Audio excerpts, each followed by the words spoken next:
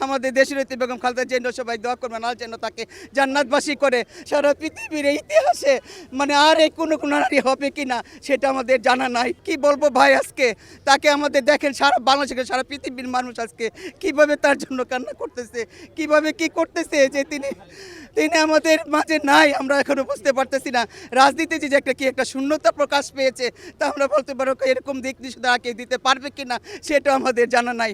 আমাদের দেশনেত্রী বেগম খালেদা জিয়ার সবাই দোয়া করবেন আল্লাহ যেন তাকে জান্নাতবাসী করে, তাকে যেন আল্লাহ মাগফিরাত কামনা করে, তাকে যেন আল্লাহ যেন তাকেই করে সর্বোচ্চ বেহেশতি নসিব করুক।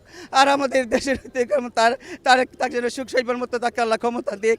কারণ একটা শূন্যতা, এই যে মানুষের মাঝে একটা হাহাকার, মানুষ যে দেখেন বলার সাথে সাথে মানুষ কীভাবে আসতেছে, দেখেন তার যে একটা অভাব পূরণ, সেটা পূরণ করার মতো না। আমরা দোয়া করি সেই স্বৈরাচার হাসিনাকে ধরে এনে টেনে হিসড়ে এখানে বাংলার মাটিতে বিচার হোক।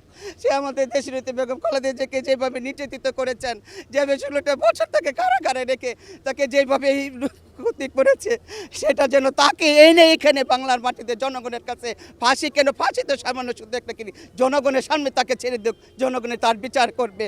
আমাদের দেশনেত্রী বেগম খালেদা জিয়াকে যেভাবে অত্যাচার নির্যাতিত করেছে, সারা পৃথিবীর ইতিহাসে আর এই কোনো নারী হবে কি না সেটা আমাদের জানা নাই।